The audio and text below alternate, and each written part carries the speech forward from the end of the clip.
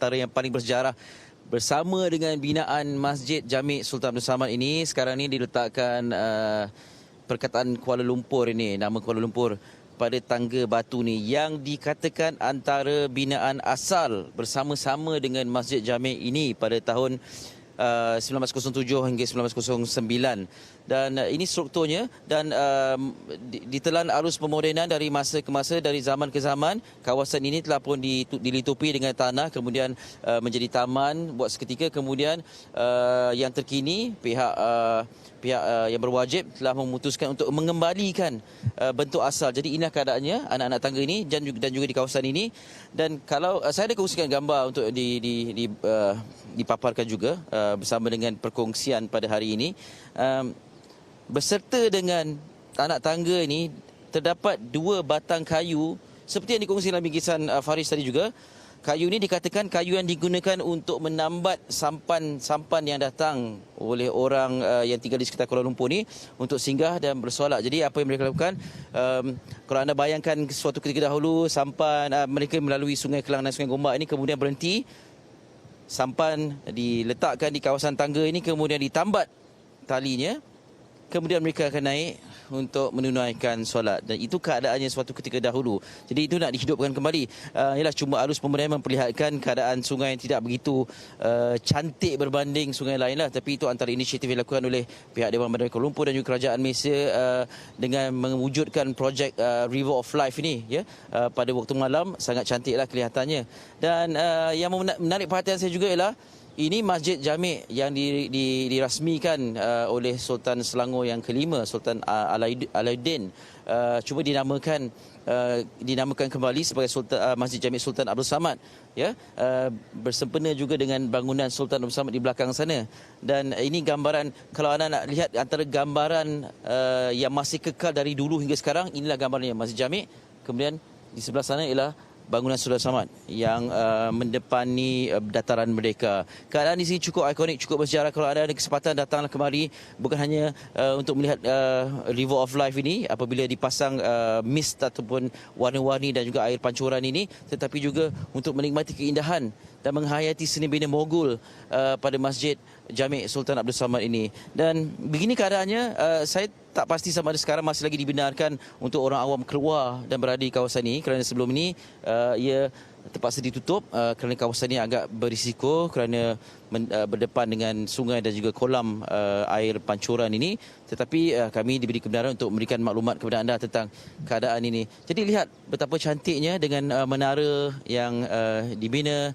Dan untuk pengetahuan anda, misalnya anda tidak berkesempatan untuk mengetahui lebih lanjut tentang masjid ini, arkitek yang membinanya ialah orang British, ya, mendapat inspirasi daripada India dan sebagainya. Dan arkitek ini juga Habeck ini, seorang arkitek dari Britain, juga antara yang terbabit dalam membentuk seni bina stesen kereta api Kuala Lumpur. Jadi individu ini bertanggungjawab dalam pembinaan bangunan-bangunan ikonik di Malaysia. Saya sentiasa teruja bila datang kemari kerana kita belajar dalam buku sejarah tentang Kuala Lumpur ditemukan, ya, di antara pertemuan 2 sungai, Sungai Kelang dan Sungai Gombak.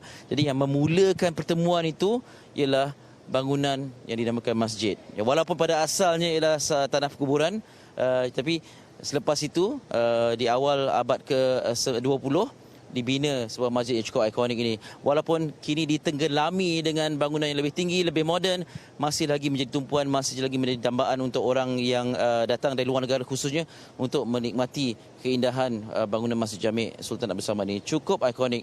Jadi kalau bila mungkin sekarang dalam fasa PKP ini kita tidak berkesempatan untuk meraihkan sambutan ulang tahun kemerdekaan yang ke-63 dengan berada di acara besar-besaran, tapi kalau misalnya kita anda keluar pada hari cuti, barangkali ini boleh jadi salah satu tempat untuk anda datang dan melihat sendiri bagaimana dilakukan ataupun pembinaan dibina dan juga penambahbaikan dilakukan di kawasan masjid ini. Dan bukan itu saja, pada masa yang sama juga laluan siar kaki juga membolehkan orang ramai, terutamanya pelancong asing ni, datang untuk melihat sendiri keindahan kawasan sekitar di sini.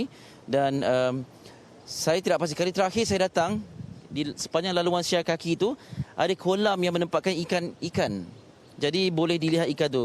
InsyaAllah kalau berkesempatan nanti anda boleh pergi, di tempat, saya rasa itu pelancong mereka ataupun mereka sedang buat rakaman video. Ya, maklum sekarang ini era media sosial ni kan, barangkali ada satu pengisian yang mereka lakukan. Tapi di bahagian putih itu, kalau anda dapat lihat, adalah ruang untuk ikan berenang dari hujung ke hujung, dan ini sedikit sebanyak menceriakan keadaan lah.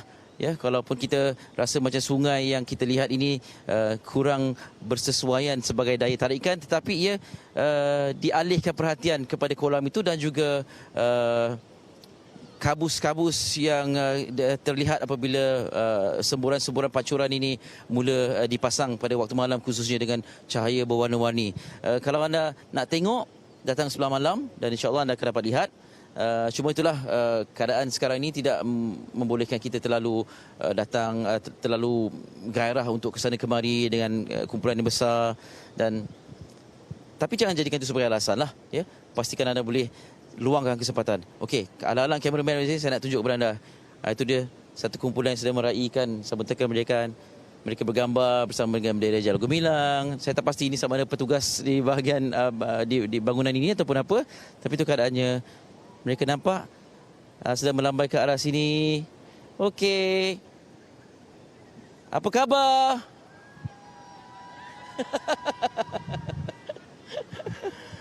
Jerit merdeka sikit, merdeka.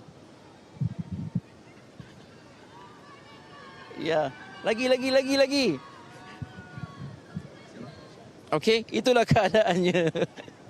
Jadi walaupun pagi ni tenang, orang semua dah masuk ke tempat kerja dan sebagainya, masih lagi ada kelompok yang, hari ini hari terakhir lepas ni nak sambut merdeka kan, ada yang cuti dan sebagainya, bolehlah bergambar dan merakam video dan sebagainya.